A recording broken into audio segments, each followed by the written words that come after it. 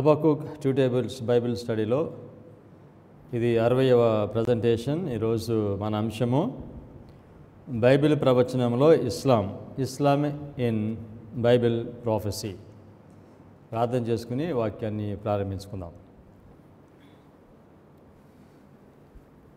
కృపగలిగిన తండ్రి, ఇంతవరకు మీ కృపను బట్టి మమ్మల్ని నడిపించి మీరు ఇచ్చిన వెలుగును బట్టి మీకు కృతజ్ఞతాస్తుతులు మేము చెల్లిస్తున్నాము. ఈ సమయంలో మీ వాక్యాన్ని నేను బోధిస్తూ ఉండగా పరిశుద్ధాత్మను నాకు అనుగ్రహించిన మా తండ్రి, మీ మహిమ కొరకు మీ ప్రజలు ఆధ్యాత్మికంగా బలపడటానికి మీ వాక్యాన్ని బోధించినట్లు నన్ను మీరు నడిపించుకోనమని మీ కుమారుడైన యేసుక్రీస్తు నామములో ప్రార్థన చేయుచున్నాం తండ్రి, ఆమేన్.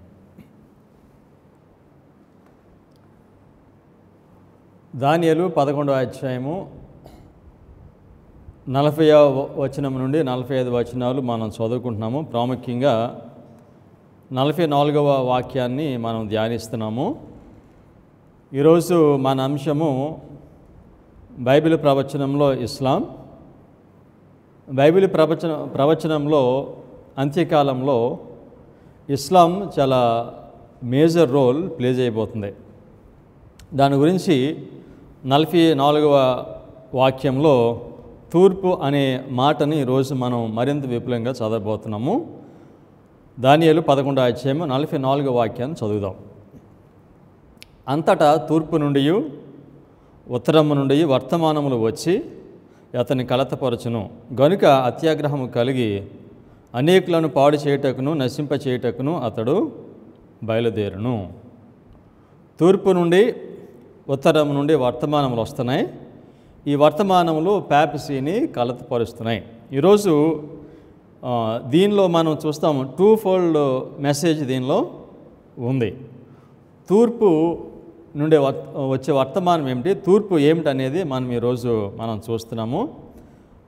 ప్రకటన 7వ అధ్యాయము మొదటి 3 వాక్యాల్లో 3వ వాక్యంలో ప్రాముఖ్యంగా తూర్పు దిశ నుండి పైకి దేవదూత వెళ్తున్నాడు, అంటే దేవదూత కిందకు వచ్చి వెళ్తున్నాడు అనగా 2001లో ఆయన వచ్చి పైకి వెళ్తున్నాడు. 4 వాయువులను 4 దూతలు పట్టుకొని ఉన్నారు.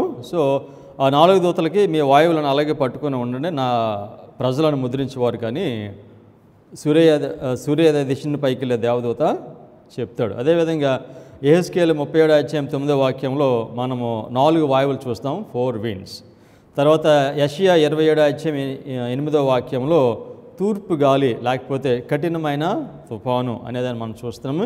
ఇవన్నీ కూడా ఇస్లాంకు సూచనగా ఉన్నాయి.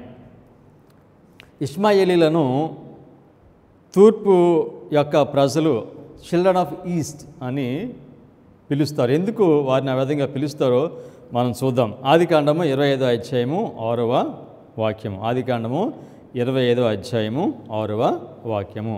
అబ్రహాము తన ఉపపత్నుల కుమారులకు బహుమానములు ఇచ్చి తాను సజీవుడై ఉండగానే తన కుమారుడగు ఇస్సాకు నొద్ద నుండి తూర్పు తట్టుకు తూర్పు దేశమునకు వారిని పంపివేశను. ఇస్మాయిల్ను ఇస్సాకు దగ్గర నుండి అబ్రహాము ఆయనకు ఇవ్వాల్సిన ఆస్తిని ఇచ్చి ఇస్సాకు నుండి తూర్పు తట్టుకు ఇష్మాయిల్ని పంపించాడు. కనుక అప్పటి నుండి కూడా ఇష్మాయిలీలను తూర్పు నుండి వచ్చిన ప్రజలు లేకపోతే చిల్డ్రన్ ఆఫ్ ఈస్ట్ అని వారిని పిలుస్తారు. తూర్పు దేశపు ప్రజలు ఇష్మాయిల్ యొక్క సంతతి వారు. మనము ముస్లిమ్స్ని మీ పితరుడు ఎవరని అడిగితే వాళ్ళు అయితే అబ్రహాం అని చెప్తారు, లేకపోతే ఇష్మాయిల్ అని వారు చెప్తారు. తూర్పు దేశపు వారు లేకపోతే 4 వాయువులు, 4 winds, గాడిద లేకపోతే ఆగ్రహం కలిగిన గుర్రము, ఇవన్నీ కూడా ఇస్లాముకు సూచనగా ఉన్నాయి. ఈరోజు మనము తూర్పు అనే మాటను చదువుతున్నాం. Manuscript release volume 20 page 217. That which God has prepared for us is represented in Zechariah chapter 3 and 4 and 4:12-14. So ఈ చదవబడిన ఈ స్టేట్మెంట్లో దేవుడు మన కొరకు ఒక దానిని సిద్ధపరిచి ఉంచాడు. దేవుని ప్రజల కొరకు దేవుడు సిద్ధపరిచినది జకర్యా గ్రంథంలో 3వ అధ్యాయం 4వ అధ్యాయంలో ఉందని మెసేజ్ బట్టి మనకు తెలియచేస్తున్నారు. దేవుని ప్రజలకు దేవుడు ఏమి సిద్ధపరిచాడనంటే 2 బంగారు కొమ్ముల నుండి బంగారు తైలము వస్తుంది. అది దేవుడు ఆయన ప్రజలకు సిద్ధపరిచి ఉంచాడు. 2 బంగారు కొమ్ముల నుండి తైలము వస్తుంది. ఈ 2 బంగారు కొమ్ములు ఏమిటి? అవి ధర్మశాస్త్రము, ప్రవక్తలు. కొత్త నిబంధన కాలంకి వచ్చేసరికి క్రొత్త నిబంధన, పాత నిబంధన. కానీ మన కాలంకి పరిశుద్ధ గ్రంథము, ప్రవచన సారము. Statement continues. Angels are holding the 4 winds. ఎక్కడ చూసాము? 4 దేవదూతలు 4 వాయువులను పట్టుకోవటం. ప్రకటన 7వ అధ్యాయం. Angels are holding the 4 winds represented as an angry horse. ఆగ్రహం కలిగిన ఆ గుర్రము దేనికి సూచనగా ఉంది? ఇస్లాముకు సూచనగా ఉంది. ఓకే.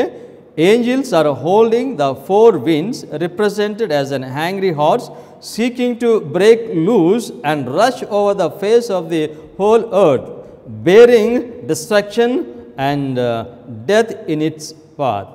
2001 సంవత్సరంలో వారు ప్రయత్నం చేశారు లోకం మీదకు వచ్చి లోకాన్ని అంతటిని కూడా నాశనము చేయాలని. కానీ దేవుడు వాటిని నిర్బంధించాడు. సో దానిని ఏమని చెప్పారు? యాంగ్రీ హార్స్ అని చెప్పారు. సో కనుక ఆగ్రహము కలిగిన గుర్రము అది ఇస్లాముకు సూచనగా ఉందని మీకు ఇంకా సందేహం ఉంటే మీరు ఎక్కడ చూడాలి చెప్పండి? గ్రేటెస్ట్ ఎవిడెన్స్ ఏంటి? గుర్రము అది ఇస్లాముకు సూచనగా ఉందని నమ్మటానికి గ్రేటెస్ట్ ఎవిడెన్స్ ఇక్కడ. వీటి మీద యు సీ హియర్ గుర్రము ఇస్లాముకు సూచనగా ఉందని నమ్మటానికి 1843 అండ్ 1850 చార్ట్ మనకి గొప్ప ఎవిడెన్స్. పైనియర్స్ 5వ బోరను, 6వ బోరను, 7వ బోరను దేనిగా గుర్తించారు వాళ్ళు? 5-6 బోర్లను ఇస్లాంగా గుర్తించారు. Okay. Statement continues. Oh that we might have in our churches the spirit and breath of God breathe into his people, that they might stand upon their feet and live. So కనుక దేవుని ప్రజల మీదకి జీవాత్మ ఓదబడింది. ఎప్పుడు ఓదబడింది? ఎప్పుడైతే ఈ యొక్క కోపము కలిగిన, ఆగ్రహం కలిగిన ఈ గుర్రము వారు విడుదల పొంది ఈ లోకమును నాశనం చేయాలనుకుంటున్నారో అప్పుడు, అనగా 2001లో దేవుని ప్రజలకు జీవాత్మ వర్తమానము వచ్చింది. పరిశుద్ధాత్మ ద్వారా వర్తమానం వచ్చింది. కనుక ఈ యొక్క స్టేట్మెంట్ ద్వారా మనకి స్పష్టంగా తెలుస్తుంది ఏమిటంటే దేవుని ప్రజలకు జీవాత్మ వచ్చింది పరిశుద్ధాత్మ నుండి. అది 2001లో వచ్చింది. అప్పుడు 2001లో ఇస్లాము నిర్బంధించబడింది. జీవాత్మ ఎవరి మీదకు వచ్చింది? ఎండిపోయిన ఎముకలకు ఈ జీవాత్మ వచ్చింది. ఈ ఎండిపోయిన ఎముకలు ఎవరు? దేవుని ప్రజలు. ఈ దేవుని ప్రజలు ఎండిపోయిన ఎముకల వలె ఉన్నారు. కనుక వీళ్ళలోనికి జీవాత్మ రావాలంటే వీళ్ళకు 2 వర్తమానములు బోధించాలి. యెహెజ్కేలు 37వ అధ్యాయము 8 నుండి 10 వరకు. నేను చూచుచుండగా నరములను మాంసమును వాటి మీదకు వచ్చాను, వాటిపైన చర్మము కప్పెను, అయితే వాటిలో జీవాత్మ ఎంత మాత్రము లేకపోయాను. అప్పుడు ఆయన నరపుత్రుడా, జీవాత్మ వచ్చినట్లు ప్రవచించి ఇట్లనుము, ప్రభువు యెహోవా సెలవిచ్చినది ఏమనగా, జీవాత్మ నలుదిక్కుల నుండి, జీవాత్మ అంటే వర్తమానము, పరిశుద్ధాత్మ ద్వారా వచ్చే వర్తమానం జీవాత్మ నలుదిక్కుల నుండి వచ్చి హతులైన వీరు బ్రతుకున్నట్లు వారి మీద ఊపిరి విడువుము. ఊపిరి అంటే వర్తమానము, విడువుము. ఆయన నాకు ఆజ్ఞాపించినట్లు నేను ప్రవచింపగా జీవాత్మ వారిలోనికి వచ్చెను, వారు సజీవులై లేచి లెక్కింప సఖ్యము కాని మహాసైన్యమై నిలిచిరి. 2001లో జీవాత్మ దేవుని ప్రజలకు 4 దిక్కుల నుండి, ఇస్లాం, నుండి ఇది రావటం మనము చూస్తున్నాము. పరిశుద్ధ గ్రంథంలో ఇస్లాంను మనం చూస్తున్నాం. ప్రవచనంలో ఇస్లాము గొప్ప రోల్ ప్లే చేయబోతుంది. ప్రకటన 9వ అధ్యాయము 11వ వచనం. పాతాళపు దూత వాటిపైన రాజుగా ఉన్నాడు. హిబ్రీ భాషలో వానికి అబద్దోనని పేరు, గ్రీకు దేశపు భాషలో వారి పేరు అపోలో ఏనో. ఇది 9వ అధ్యాయము 11వ వాక్యము 5వ బోర గురించి మాట్లాడుతుంది. 5, 6, 7 బోర్లు ఇస్లాం గురించి మాట్లాడుతూ ఏమని చెప్పారు? పాతాళపు దూత వారిపైన రాజుగా ఉన్నాడు. సో వాళ్ళకి రాజు ఉన్నాడు. ఆ రాజు పేరు ఏం చెప్తున్నాడు? హిబ్రీ భాషలో అతనికి ఏమని పేరు? అబద్దోనని పేరు. గ్రీకు దేశపు భాషలో అతని పేరు అపోలో ఎవను. అయితే ఇక్కడ హీబ్రూ భాషలో, గ్రీకు భాషలో ఆయనకి పేరుంది. ఎందుకు చెప్తున్నాడు ఇక్కడ? ఆయనకి హీబ్రూ భాషలో ఉన్న పేరు చెప్తున్నాడు, గ్రీకు భాషలో ఉన్న పేరు చెప్తున్నాడు. హీబ్రూ పాత నిబంధనకి సూచన, గ్రీకు క్రొత్త నిబంధనకి సూచన. అంటే ఇస్లాము పాత నిబంధనలో ఉంది, క్రొత్త నిబంధనలో ఉంది. బైబిల్ అంతా ఉందని దేవుడు మనకి తెలియచేస్తున్నాడు. ఆ మాట యొక్క, ఆయన పేరు యొక్క భావం ఏమిటి? నాశనము చేయవాడని అర్థం. అపోలోయను లేకపోతే అబద్దోనని అని పేరు చెప్పినప్పుడు దాని భావం ఏంటి? నాశనము చేయవాడు. ప్రకటన 7వ అధ్యాయంలో నాశనం చేయడానికి రాబోతుంటే దేవుడు నిర్బంధించాడు. ఎందుకనగా ఆయన ప్రజలను ముద్రించడానికి. ఖురాన్ను ఎవరు రాశారు? మహమ్మద్ రాయలేదు. మహమ్మద్కి రాయటం రాదు, చదవటం రాదు. సో ఆయన చెప్తే వేరే వాళ్ళు దాన్ని రాశారు. సో కనుక పరిశుద్ధ గ్రంథంలోనూ ప్రవచనంలోనూ ఇస్లాం ఒక ప్రాముఖ్యమైన పాత్ర పోషించబోతుంది. ప్రకటన 9వ అధ్యాయం 7వ వాక్యము 16, 17 వాక్యాలు. సో గుర్రము ఇస్లాంకు సూచనగా అనేది మనం చూస్తున్నాం. ప్రకటన 9వ అధ్యాయము 7వ వాక్యము 16, 17. ఆ మిడతల రూపములో యుద్ధమునకు సిద్ధపరచబడిన గుర్రములను పోలి ఉన్నవి. బంగారము వలె మెరయు కిరీటముల వంటివి వాటి తల మీద ఉండెను. వాటి ముఖములు మనుష్య ముఖములు వంటివి. గుర్రపు రౌతుల సైన్యము లెక్క 20 కోట్లు. వారి లెక్క ఎంత అని నేను వింటిని. మరియు నాకు కలిగిన దర్శనమందు ఇలాగూ సూచితిని. ఆ గుర్రములకును వాటి మీద కూర్చుండి ఉన్న వారికి నిప్పువలే ఎరుపు వర్ణము, నీల వర్ణము, గంధక వర్ణముల మైమరువు లుండెను. ఆ గుర్రముల తలలు సింహపు తలల వంటివి. వాటి నోళ్ల నుండి అగ్ని దుమ్మ గంధకములు బయలు వెడలుచుండెను. సో దీనిలో ఎన్నిసార్లు ఉపయోగించాడు మాట చూసారా? గుర్రం అనే మాట. సో కనుక మనం ఏం చూస్తున్నామనంటే బైబిల్ ప్రవచనంలో ఇస్లాంను మనము గుర్తిస్తున్నాం. సో ఇది కొత్త నిబంధనలు చదివాము, కొత్త నిబంధన ఏ పుస్తకంలో చదివాము, ప్రకటన చివరి గ్రంథంలో చదివాము. ఇప్పుడు మళ్ళా మొదటి గ్రంథానికి వెళ్దాం. పాత నిబంధన గ్రంథంలో మొదటి గ్రంథానికి వెళ్దాం. ఎందుకని? హీబ్రూ, గ్రీక్ రెండిట్లో ఉన్నారు, ఇస్లాం ఉంది. సో ఆదికాండము 16వ అధ్యాయము 12వ వచనము. అతడు అడవి గాడిద వంటి మనుష్యుడు. అతని చెయ్యి అందరి చేతులు అతనికి విరోధముగా ఉండును. అతడు తన సహోదరులందరి ఎదుట నివసించునని దానితో చెప్పాను. అతడు అడవి గాడిద వంటి మనుషుడు. గాడిద, గుర్రము రెండు ఒకటే కుటుంబము, ఒకే ఫ్యామిలీ. ఓకే. సో కనుక ఇస్లాము అది ఎలా ఉంటుందో చెప్తున్నాడు. అతని చెయ్యి అందరికీ, ఇస్మాయిల్ ఎవరికి సూచన? ఇస్లాం వారందరికీ సూచనగా ఉంటాడు. సో కనుక అతని చెయ్యి అందరికీ విరోధంగా ఉంది. అంటే ప్రపంచం అంతటికీ కూడా వారు విరోధంగా వారు పని చేస్తారు. ఒక విపత్తు దీనివల్ల రాబోతుంది. ఇస్లాం వల్ల ఒక విపత్తు లోకమునకు రాబోతుంది, ఒక శ్రమకాలం రాబోతుంది. సో కనుక దీనిని నియంత్రించడం కొరకు ప్యాపసీ అతను ఏం చేస్తాడనంటే వన్ వరల్డ్ గవర్నమెంట్ తెస్తాడు. వన్ వరల్డ్ గవర్నమెంట్ తేవడంలో ఇదొక ప్రాముఖ్యమైన ఇది.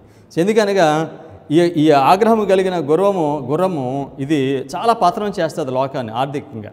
సో కనుక లోకమంతా కూడా కలిసి దాన్ని నియంత్రించడానికి వారు ప్రయత్నం చేస్తారు. అందులో ఒక భాగంగా వన్ వరల్డ్ గవర్నమెంట్ అది వస్తుంది. వన్ వరల్డ్ గవర్నమెంట్ వచ్చి ఈ యొక్క ఆగ్రహం కలిగిన ఈ గుర్రమును నియంత్రణ చేయడానికి ప్రయత్నం చేయడానికి బదులుగా వాళ్ళు వన్ వరల్డ్ గవర్నమెంట్ ఏర్పడిన తర్వాత ఆ గుర్రాన్ని ప్రక్కన పెట్టి విశ్రాంతి దినం గాయకునే వారి మీదకి వీళ్ళు దృష్టిని పెడతారు. ఇర్మియా 2వ అధ్యాయము 24వ వాక్యం. అరణ్యమునకు అలవాటు పడిన అడవి గాడిదవు, అది దాని కామతూతరత వలన గాలి పీల్చును, బ్రీత్, గాలి పీల్చును, కలుసుకొనున్నప్పుడు దాని త్రిప్పగల వాడెవడో, దాని వెదకు గాడిదలలో ఏదియో అలసి ఉండదు, దాని మాసములో అది కనబడును. సో కనుక ఇక్కడ గుర్రము లేకపోతే గాడి గురించి మాట్లాడుతూ దాన్ని ఏం చేస్తుంది, గాలి పీల్చును, బ్రీత్స్. ఓకే, ఇర్మియా 4:14 అధ్యాయం 6వ వాక్యం. అడవి గాడిదలను చెట్లు లేని మెట్టల మీద నిలవబడి నక్కల వలె గాలి పీల్చుచున్నవి. స్పష్టంగా ఇక్కడ ఈ మాట చెప్తున్నాడు దేవుడు, ప్రవక్త వారి మాటను రాయిస్తున్నాడు, గాలి పీల్చుచున్నది అని చెప్తున్నాడు. అంటే ఇస్లాం నిర్బంధించబడినప్పుడు ఏం జరుగుతుందంటే పరిశుద్ధాత్ముడు ఇవ్వబడతాడు, వర్తమానం వస్తుంది అని మనుషులు గుర్తించడం కొరకు 2001లో జరిగిన ఈ యొక్క సంఘటన ద్వారా దేవుని ప్రజలు ఇది గుర్తించాలని ఆయన ప్రవచనంలో మనకి తెలియచేస్తారు. గాలి పీల్చుచున్నవి, మేత ఏమీ లేనందున వాటి కన్నులు క్షీణించుచున్నవి. సో కనుక యెహెజ్కేలు 37వ అధ్యాయములో ఉన్న 4 వాయువులు, దానియేలు 11వ అధ్యాయం 44వ వాక్యంలో తూర్పు నుండి వస్తుంది, అది పెప్సీని కలత పరుస్తుంది. సో కనుక తూర్పు తర్వాత ఉత్తరము నుండి వర్తమానములు వస్తున్నాయి. పరిశుద్ధ గ్రంథంలో వంశావళి ఇవ్వబడింది. సో కొన్నిసార్లు వంశావళి ఇచ్చినప్పుడు ఎందుకు దీన్ని ఇచ్చారా అని మనకి ఆలోచన వస్తుంది. వంశావళిలో ఇచ్చిన పేర్లు దాని యొక్క భావములను మనము పరిశీలన చేస్తే ఆ వంశావళి ద్వారా దేవుడు ఒక వర్తమానం ఇస్తున్నాడు అని ఒక బైబిల్ పండితుడి మాట చెప్పాడు. ఆ వంశావళిలో ఇచ్చిన పేర్లు వాటి యొక్క భావములను మనం చదివి ఒక లైన్గా పెడితే ఒక వర్తమానము వస్తుంది. ఆదికాండము 5వ అధ్యాయంలో ఆదాము యొక్క వంశావళి ఇవ్వబడ్డది. సో దానిలో 10 పేర్లు ఉన్నాయి. ఈ 10 పేర్లు వాటి యొక్క మీనింగ్ అర్థాన్ని చూద్దాం. ఆ వంశావళి నుంచి దేవుడు ఏం వర్తమానం ఇస్తున్నాడో చూద్దాం మనం. ఆదాము అంటే మనిషి, మ్యాన్. సేతు అంటే నియమించిన, అపాయింటెడ్.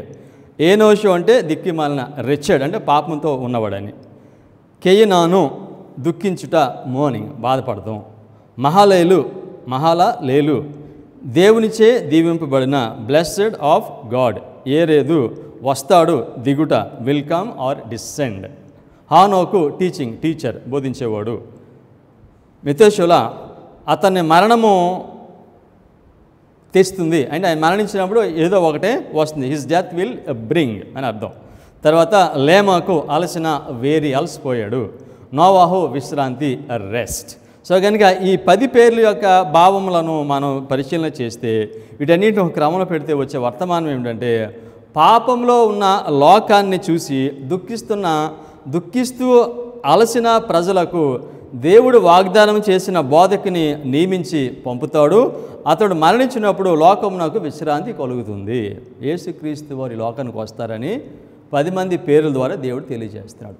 పాపంలో మునిగిపోయి దీనిలో దుఃఖిస్తున్న ప్రజలను రక్షించడం కొరకు దేవుడు నియమించిన ఒక మనిషిని పంపిస్తాడు. ఆ మనిషి మరణించినప్పుడు లోకమునకు విశ్రాంతి కలుగుతుంది, విమోచన కలుగుతుంది, స్వేచ్ఛ కలుగుతుందని ఆ వంశావళి ద్వారా దేవుడు తెలియజేస్తున్నాడు. తర్వాత 1,44,000 మంది మాట్లాడుతూ ప్రకటన 7వ అధ్యాయంలో 12 గోత్రాలు అక్కడ ఉన్నాయి. ఈ 12 గోత్రాల్లో కొన్ని గోత్రాల పేర్లు లేవు, ఇవి క్రమంలో కూడా లేవు. సో ఎందుకు దేవుడు అలా పెట్టాడో మనం చూద్దాం. ఈ 12 గోత్రాల పేర్లు చదివి దాని యొక్క భావాన్ని కూడా మనం చూద్దాం. యోధ అంటే దేవుడు స్తుతింపబడును, let God be praised or celebrated. రూబేను అనగా కుమారుని చూచుట, బిహోల్డ్ ఏ సన్.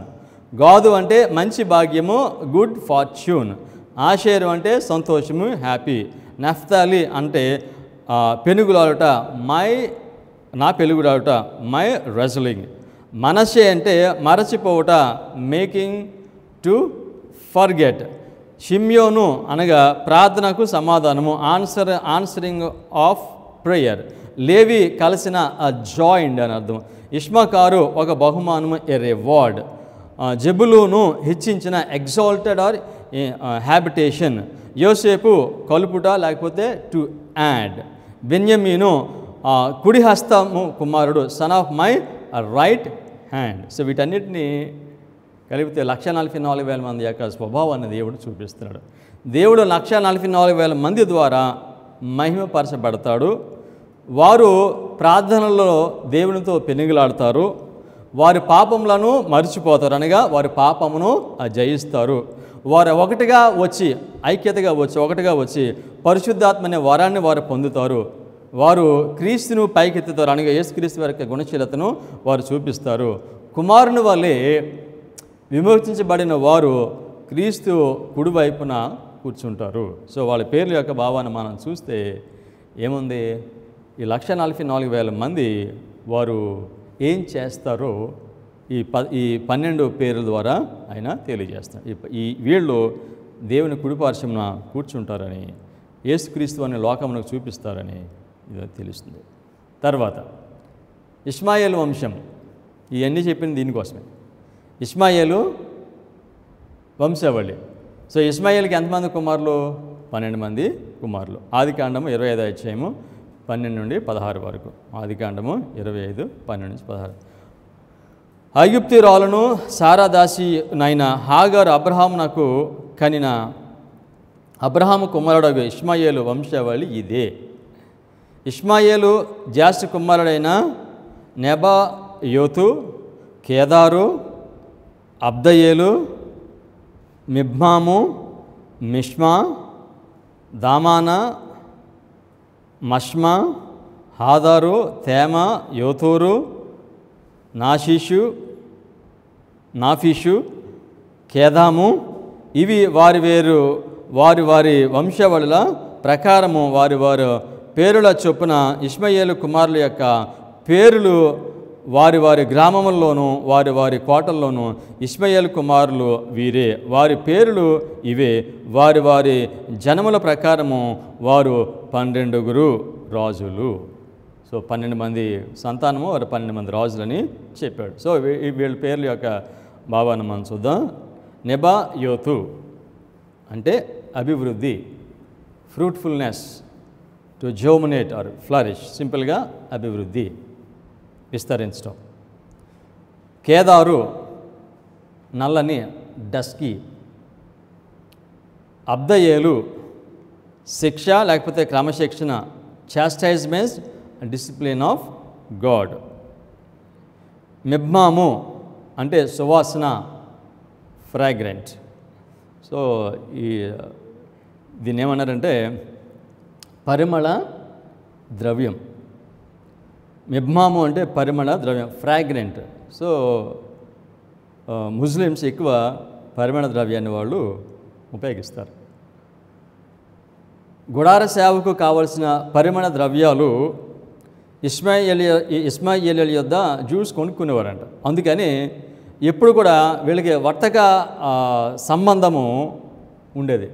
యూదులకి తర్వాత ఇష్మాయేలీయులకి వర్తక సంబంధము ఉండేది. దేవుడు ఆ విధంగా పెట్టాడండి. ఎందుకంటే వారు గుడార సేవకు కావాల్సిన పరిమళ ద్రవ్యాలు వాళ్ళు ఇష్మాయేలు దగ్గర వారు కొనుక్కునేవారు. ఓకే. 5వ పేరు మిష్మా అంటే a report, to hear intelligently, to hear. Okay. So సమాచారం లేకపోతే ఒక నివేదిక మిష్మా అని అంటే. దుమానా అంటే మరణము, నాశనము, నరికి వేయడము, death or destruction or cut. So కనుక ఇది ఇస్లాం యొక్క క్యారెక్టర్లో ఒక ప్రాముఖ్యమైన క్యారెక్టర్. అసెసినేషన్ అంటే నరికేయటం. సో అసెసినేషన్ అనే మాట ఇక్కడి నుండే, ఇస్లాం అనే పదం నుండే అది వచ్చింది. తర్వాత మష్మా అంటే భారము. ప్రవచనంలో భారము అంటే దర్శనము అని అర్థం. సో కనుక ఇస్లాం గురించి పరిశుద్ధ గ్రంథంలో దర్శనము ఉంది. తర్వాత 8 హాదరు అనగా గది, chamber, an apartment or to beset అనగా వాళ్ళు ఏం చేస్తారంటే వారు ఎవరినైనా జయించినప్పుడు, స్వాధీనం చేసుకున్నప్పుడు వారిని తీసుకుని వెళ్ళి ఒక ఛాంబర్లో, ఒక గదిలో వారు బంధిస్తారు. ఓకే. తర్వాత తేమ. తేమ అంటే వాళ్ళు నివాసం చేసే ఒక ప్రదేశం పేరు తేమ. 10 యోతూరు అనగా చుట్టుకొను గోడ, సరండ్ ఆర్ వాల్. సో వీళ్ళు ఏం చేశారంటే యూరోప్ నుండి కెథోలిసిజము ఇంకా అన్ని ప్రాంతాలకి వెళ్లకుండా ఇస్లాము ప్యాపసీని అడ్డుకుంటుంది. సో ఒక వాల్ లాగా ఉంటుంది వాళ్ళకి. ఓకే. సో యోతూరు అంటే వర్తమానం వెళ్లకుండా అడ్డుకుంది ఇస్లాం. తర్వాత నాఫిషు అనగా విశ్రాంతి పొందిన. విశ్రాంతి పొందిన అంటే రిఫ్రెష్డ్. సో కనుక రిఫ్రెష్డ్ అంటే పరిశుద్ధాత్ముడు. ఇస్లాము అది నిర్బంధించబడినప్పుడు ఏం జరుగుతుంది? పరిశుద్ధాత్ముడు, జీవాత్మ వస్తాడు. సో నాఫిషు విశ్రాంతి పొందిన. సో కనుక ఇస్లాం గురించి మాట్లాడినప్పుడు దానికి ఏం కనెక్ట్ అయి ఉంటుంది? సో జీవాత్మ, లేటర్ రైన్ దీనికి కనెక్ట్ అయి ఉంది. తర్వాత 12 కేదేమా అంటే ఒక క్రమము, వరుస, precedence or project or seed, ఒక క్రమంలో ఇది ఒక ప్లాన్లో వచ్చేది. సో కనుక 12 మంది కుమారులు, ఈ మొదటి కుమారుడి పేరు నెబయోతు అంటే అభివృద్ధి. సో లోకమంతా కూడా వీళ్ళు విస్తరించి అభివృద్ధి చెందుతారు. ఆదికాండము 17వ అధ్యాయము 20వ వాక్యము. ఇష్మాయేలును గూర్చి నీవు చేసిన మనవి నేను వింటిని, ఇదిగో నేను అతన్ని ఆశీర్వదించి అతనికి సంతానాభివృద్ధి కలుగు చేసి అత్యధికముగా అతన్ని విస్తరింప చేసేదను. అతడు 12 మంది రాజులను కనును, అతనిని గొప్ప జనముగా చేసేదను. సో కనుక గొప్ప జనముగా చేస్తానని మొదటి కుమారు ద్వారానే చేసిన మాట దీనిలో ఆయన నెరవేరుస్తున్నాడు. సో కనుక వారు చాలా విస్తరించి వాళ్ళు ఒక గొప్ప జనాంగంగా ఈ భూమి మీద ఉంటారు. ఆదికాండం 16వ అధ్యాయం 10వ వాక్యము. మరియు యెహోవా దూత నీ సంతానమును నిశ్చయముగా విస్తరింపజేసేదను, అది లెక్కింప వీలు లేనంతగా విస్తారమవునని దానితో చెప్పాను. సో కనుక పెద్ద జనాంగం అవుతారని దేవుడు మాట చెప్పాడు. ఆ మాట ప్రకారంగా వీడు గొప్ప జనాంగము అయ్యారు. ప్రవచనంలో మనం చూస్తే ఇస్లాం ఆ పేర్ల ద్వారా మనం చూస్తే వాళ్ళు లోకమంతా కూడా విస్తరిస్తారు అని ఆ పేరు బట్టి మనకి తెలుస్తుంది. తర్వాత వారు ఖ్యాతి నొందిన యుద్ధ వీరులు, యుద్ధం చేయగలిగిన వారు. సో యుద్ధం ఎవరో క్రూరంగా వాళ్ళు చేస్తారంటే ఎవరి పేరు చెప్పగలం మనం? వీళ్ళే. సో రెనౌండ్ వారియర్స్ వీళ్ళు. సో యుద్ధంలో ఖ్యాతి ఉన్నవాళ్ళు. సో ఇంత చాతచక్యము, ఇంత తలాంతు దీనిలో వారు అభివృద్ధి చేసినా కూడా 1840 సంవత్సరంలో వీళ్ళు నిర్బంధించడం జరిగింది. అదేవిధంగా 2001లో కూడా ఈ శక్తిని నిర్బంధించడము జరిగింది. అసాసినేషన్, చంపటము అనే ఈ మాట ఇస్లాం దగ్గర నుండే ఇది వస్తుంది. సో కనుక వీళ్ళు ఒక వాల్గా ఉంటారు. సో దేనికి? ప్యాపసీ అది విస్తరించకుండా, తన బాధలు విస్తరించకుండా వీళ్ళొక వాల్ వరే వీళ్ళు ఉంటారు. ఇస్లాం ఏ విధంగా ప్యాపసీని ఈ లోక అంతంలో అది ఏ విధంగా అడ్డుకుంటుందో మనకి పాత నిబంధన గ్రంథంలోను కొత్త నిబంధన గ్రంథంలోను మనకి ప్రవచనము ఉంది. కీర్తనలో 48వ అధ్యాయము మొదటి 7 వాక్యాలు చదువుదాం. కీర్తనలో 48వ అధ్యాయము మొదటి 7 వాక్యాలు చూద్దాం.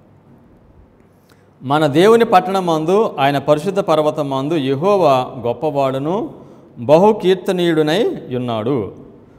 ఉత్తర దిక్కున మహారాజు పట్టణమైన సియోను పర్వతము లేకపోతే పరిశుద్ధ పర్వతము అంటే దానియేలు 11వ అధ్యాయం 45వ వాక్యంలో ఏమని నేర్చుకున్నాం మనము?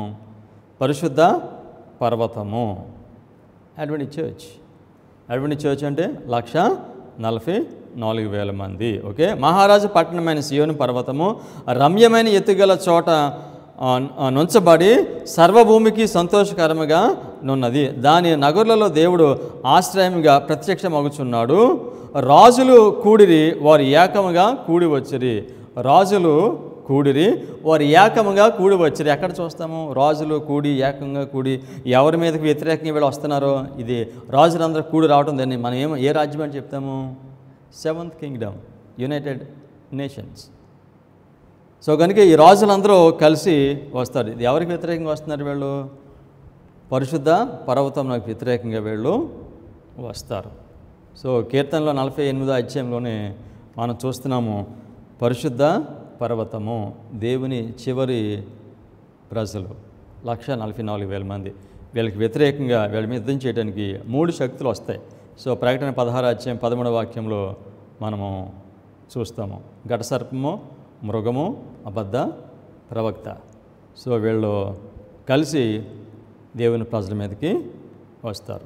5వ వాక్యం, వారు దాన్ని చూచిన వెంటనే ఆశ్చర్యపడిరి, భయపడి త్వరగా వెళ్ళిపోయారు. భయం ఎందుకు కలుగుతుంది? ఎవరిని చూసి భయం కలుగుతుంది వీళ్ళకి? సో తూర్పు నుండి ఉత్తరం నుంచి వర్తమానాలు వస్తున్నాయి. అవి తూర్పు నుంచి ఉత్తరం నుంచి వర్తమానం ఎక్కడి నుంచి వస్తుంది? 1,40,000 మైళ్ళ దగ్గర నుంచి వస్తుంది. వాళ్ళని చూసినప్పుడు వీళ్ళకి ఏమవుతుంది? ఆశ్చర్యపడి భ్రమపడి ఇప్పుడు త్వరగా వెళ్ళిపోయారు.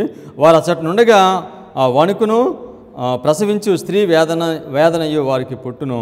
తూర్పు గాలిని లేపి, దేని లేపుతున్నాడు? తూర్పు గాలిని లేపి తర్షీషు వాడలను నీవు పగులగొట్టుచున్నావు. తూర్పు గాలి లేపాడు. తూర్పు గాలి ఎవరు? ఆఖరిగా దేవుడు దీన్ని లేపుతున్నాడు అండి. తూర్పు గాలిని లేపుతున్నాడు. ఎందుకు లేపుతున్నాడు?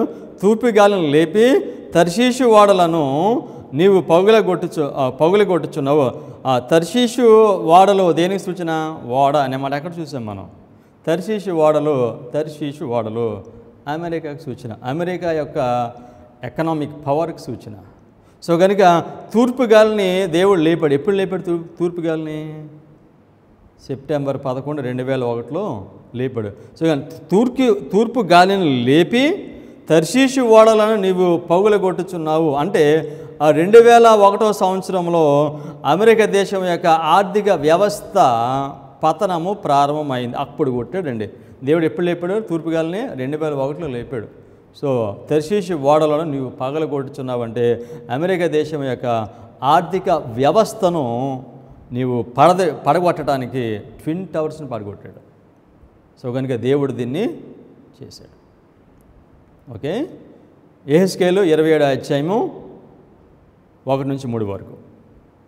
మరియు యెహోవా వాక్కు నాకు ప్రత్యక్షమై ఇలాగు సెలవిచ్చెను, నరపుత్రుడా, తూరు పట్టణంను గూర్చి అంగలార్చు వచనమెత్తి దానికి ఇలాగూ ప్రకటన చేయము. సో ఇక్కడ ఆ తూర్పు పట్టణమునకు నువ్వు అంగలార్చు ప్రవచనమెత్తి ఇలాగూ చెప్పన్నాడు. తూరు పట్టణము దేనికి సూచన? రెండింటికి సూచన. ఒకటి సాతానికి, 2 ప్యాపసీకి సూచన. సో ఈ వాక్యంలో ఇది ప్యాపసీకి సూచనగా ఉంది. ప్యాపసీకి ఒక వర్తమానాన్ని బోధించు. ఏం వర్తమానం అది? అంగలార్చు వచనమెత్తి దానికి ఇలాగూ ప్రకటన చేయము అంటే ప్యాపసీకి ఏమి జరగబోతుందో యెహెజ్కేలు 27వ అధ్యాయంలో చెప్పాడండి. చివరిగా దాని యొక్క పతనము ఎలా ఉండబోతుందో, దానికి పతనం అవడానికి కారణం ఏంటో, తూర్పు నుండి వచ్చే గాలి దాని పతనమునకు కారణము అవుతుంది. స్టేట్మెంట్ వాక్యం చదువు కంటిన్యూ చేద్దాం. సముద్రపు రేవుల మీద నివసించుదాన. సముద్రపు రేవుల మీద, సముద్రం దేనికి సూచనగా ఉంది? ప్రజలకు సూచనగా ఉంది. సో ప్రజలందరినీ కూడా పరిపాలన ప్యాప్సీ చేస్తుంది. సముద్రపు రేవుల మీద నివసించుదానా, అనేక ద్వీపములకు ప్రయాణం చేయు వర్తక జనమా, ప్రభువైన యెహోవా సెలవిచ్చినది ఏమనగా, తూరు పట్టణమా, నేను సంపూర్ణ సౌందర్యము కలదానని నువ్వు అనుకోనుచున్నావే. తూరు పట్టణం ఏమనుకున్నది? నేను చాలా సౌందర్యం గల దానిని. పరలోకంలో ఎవరు అనుకున్నారు నేను సౌందర్యం గలదానని? సాతానుడు. సో కనుక తూరు ప్యాపసీకి అపవాదికి సూచనగా ఉన్నాడు. సో అనుకుంటున్నాడు నేను చాలా సౌందర్యము గల దానిని అనుకుంటున్నాడు. యెహెజ్కేలు 27వ అధ్యాయము 25-27 వాక్యాలు చదువుదాం. తర్షీషు ఓడలు మరలా వచ్చినాయి ఇక్కడ. తర్షీషు ఓడలు అంటే ఎవరు? యుఎస్ఏ, అమెరికా యొక్క ఆర్థిక వ్యవస్థ. తర్షీషు ఓడలు నీకు బండ్లుగా ఉన్నవి. తర్షీషు ఓడలు యుఎస్ఏ ఎవరికి సహాయం చేస్తున్నారు? పెప్సీకి. సో కనుక అంటున్నాడు, తర్షీషు ఓడలు నీకు బండ్లుగా ఉన్నవి, నీవు సంపూర్ణమైన దానవై మహా ఘనముగా సముద్రం మీద కూర్చున్నావు. ఎక్కడ కూర్చున్నాడు? మన ప్రకటన 17:15 చూస్తాము. సముద్రం దేనికి సూచనగా ఉంది? ప్రజలకు సూచనగా ఉంది. కనుక వన్ వరల్డ్ గవర్నమెంట్, ప్రపంచాన్ని అంతటా కూడా పరిపాలించబోతుంది, ప్రపంచం మీద కూర్చోబోతుంది. ఓకే, సముద్రం మీద కూర్చున్నావు. నీ కొలలు వేయు వారు మహాసముద్రంలోనికి నిన్ను త్రోయగా, తూర్పు గాలి సముద్రం మధ్యన నిన్ను బద్దలు చేయును. ఇప్పుడు ఈ యొక్క తూరును, ఈ తూరు పట్టణమును ఎవరు బద్దలు చేస్తున్నారు? తూర్పు గాలి సముద్రం మధ్య నిన్ను బద్దలు చేయుగా. సో జెఫ్ చెప్పాడు మాట, నాకు ఆశ్చర్యం అయిపోయింది మాట.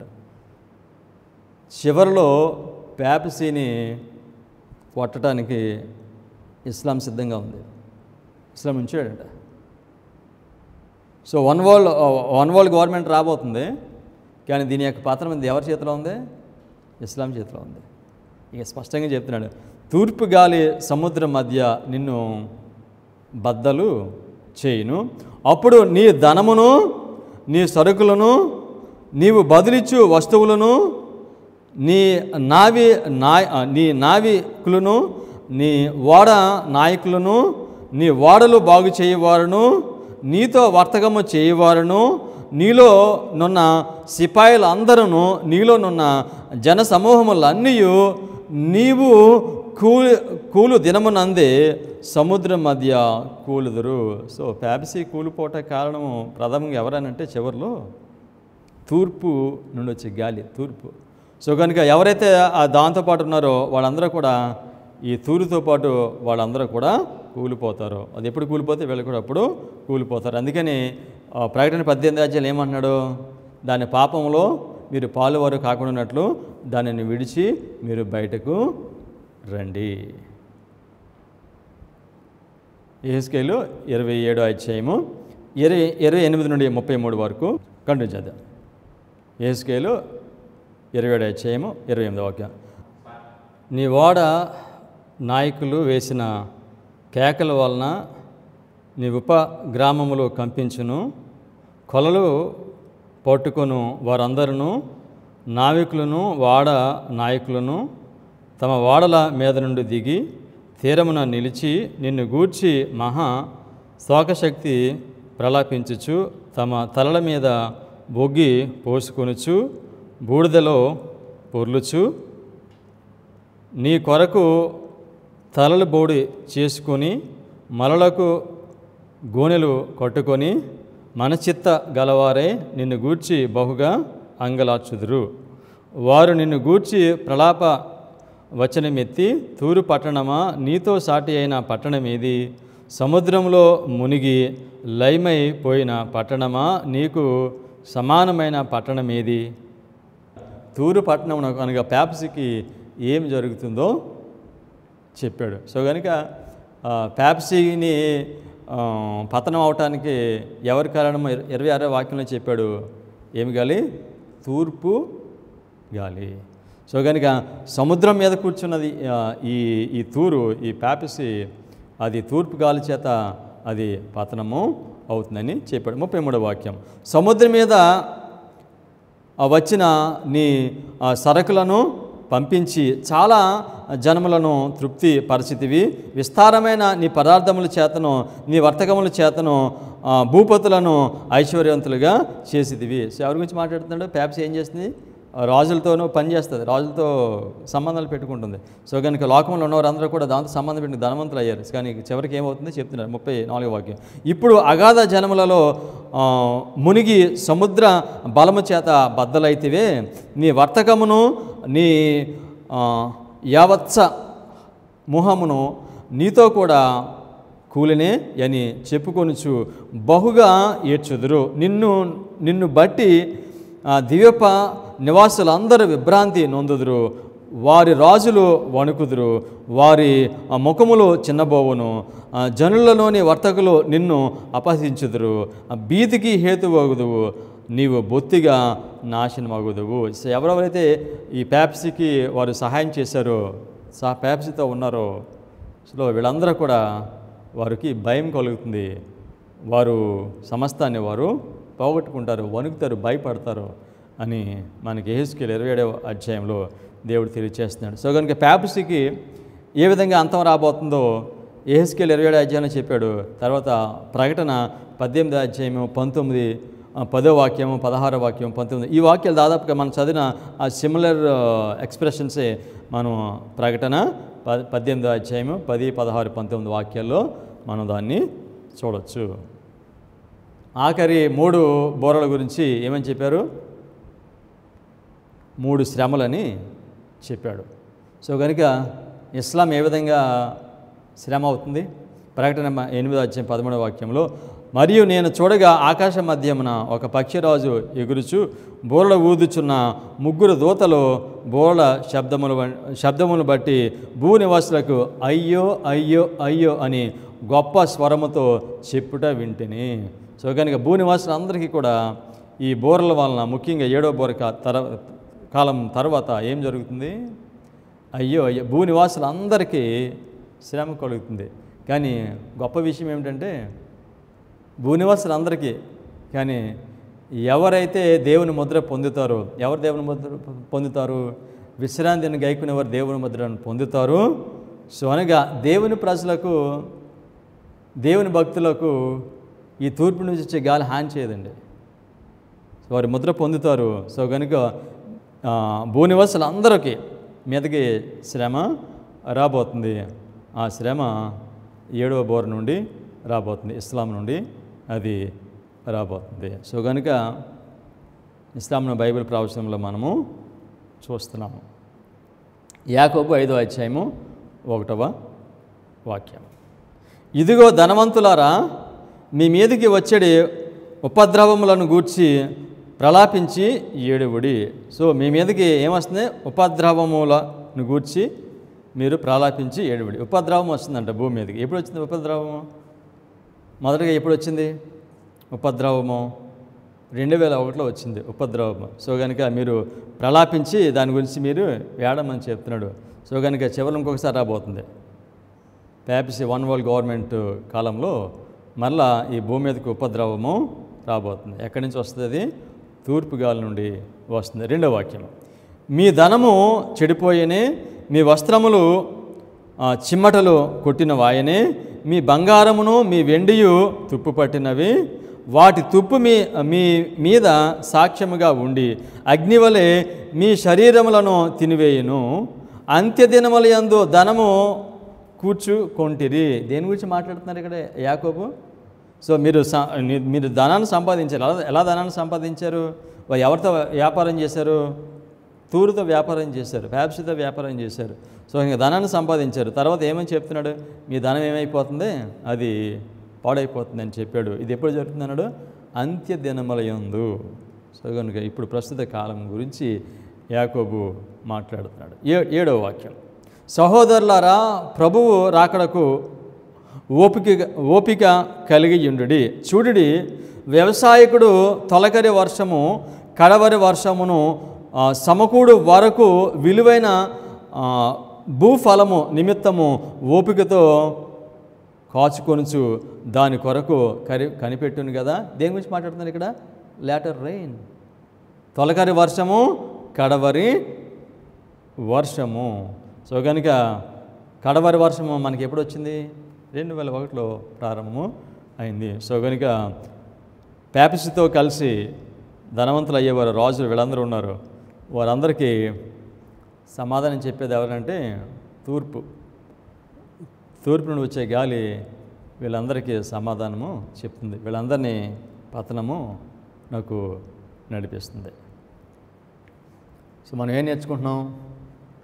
దానియేలు గ్రంథము 11వ అధ్యాయము చివరి 6 వాక్యాలు మనము కొన్ని ప్రజెంటేషన్ నుంచి మనం నేర్చుకుంటున్నాము. సో కనుక దానియేలు 11వ అధ్యాయము చివరి 6 వాక్యాలు దేవుని ప్రజలకు అధిక ప్రవచన జ్ఞానాన్ని ఇస్తున్నాయి. అనగా 144,000 మందిని దేవుడు సమకూర్చుకుంటున్నాడు. వారిని ముద్రించుకుంటున్నాడో వారికి ఈ ఆఖరి 6 వచనంలో నుండి దేవుడు అధిక ప్రవచన జ్ఞానాన్ని వారికి ఇస్తున్నాడు. వారు ఏమి గుర్తిస్తారు? వాళ్ళు అధిక ప్రవచన జ్ఞానాన్ని పొందేవారు వారు ఇస్లాం యొక్క ఆ పాత్ర ఏమిటో వారు గ్రహిస్తారు.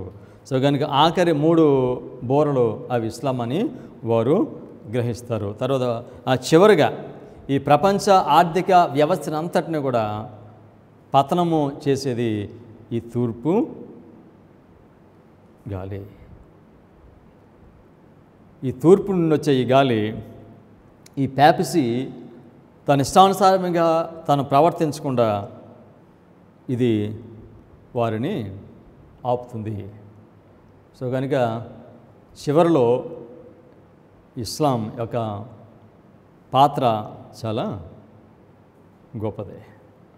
దానియేలు 11వ అధ్యాయం చివరి 6 వాక్యాల్లో రోమా రాజ్యము అది పరిపాలనకు రావడానికి ముందు 3 రాజ్యాలను అది జయిస్తుంది. అన్య రోమ రాజ్యము సిరియాను, ఐగుప్తును, ఇశ్రాయేలును జయించి అధికారంలోనికి వచ్చింది.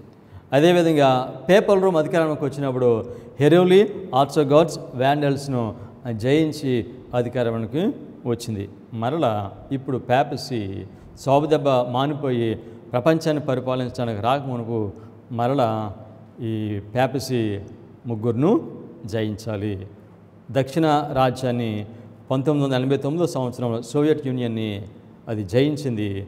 తర్వాత 2వ రాజ్యము అమెరికా, గ్లోరియస్ ల్యాండ్, ఆనంద దేశము, అది అయిపోయిన తర్వాత ఈ ప్రపంచం అంతటిని కూడా స్వాధీనము చేసుకుంటుంది. సో కనుక దానియేలు 11వ అధ్యాయం 44వ వాక్యంలో ఈస్ట్, తూర్పు అని ఒక్క మాట ద్వారా దేవుడు అంశకాలను జీవించే ప్రజలకు ఏం జరగబోతుందో ఆయన తెలియచేస్తున్నాడు. సో కనుక తూర్పు అని ఈ మాట ద్వారా ప్రస్తుత కాలం నాకు ఇచ్చిన వర్తమానము దేవుని ప్రజలు అర్థం చేసుకోవటానికి అది వీలు అవుతుంది. సో కనుక దేవుని ప్రజలు ఈ వర్తమానం అర్థం చేసుకోవడానికి వాళ్ళు ఏం అర్థం చేసుకోవాలి? యాంగ్రీ హార్ట్స్, ఆగ్రహం కలిగిన గుర్రము. ఎక్కడుంది అది? 1843 చార్ట్, 1850 చార్ట్ మీద ఇస్లాం స్పష్టంగా అది ఉన్నది. ఇప్పుడు అడ్వెంటిజంలో ఒక డిబేట్, ఒక ఆర్గ్యుమెంట్ ఏమిటంటే ఆఖరి 7 బోరలో ఇవి ఏమిటో వారికి తెలీదు. సో అందుకనే దీని గురించి రాస్తూ ఆయన అన్నారు, దానియేలు 11వ అధ్యాయంలో ఆఖరి 6 వాక్యాల గురించి అడ్వెంటిస్ట్ వారితో కనీసం ఆర్గ్యుమెంట్ కూడా దిగటం అది సమయం వృధా అని చెప్పాడు. వాళ్ళకి ఎటువంటి అవగాహన దీనిపైన లేదు. సో వారికి వెలుగు ఇచ్చిన వారు దీనిని తృణీకరిస్తున్నారు. సో కనుక పరిశుద్ధ గ్రంథంలో స్పష్టంగా ఏం జరగబోతుందో చివరి ఆఖరి 6 వాక్యాల ద్వారా దేవుడు మనకి తెలియచేస్తున్నాడు. వచ్చే ప్రజెంటేషన్లో ఈ 60 ప్రజెంటేషన్స్ యొక్క సమరీ నేను ఇవ్వాలని తలస్తున్నాను. ఇంతవరకు ఇప్పుడు సమరీ ఇవ్వలేదు. సో కనుక దేవుని చిత్తమైతే తర్వాత ప్రజెంటేషన్స్లో 60 ప్రసంగాల యొక్క సమరీని నేను ఇవ్వడానికి దేవుని కృపను బట్టి ప్రయత్నం చేస్తాను. ప్రార్థన చేసుకుందాం.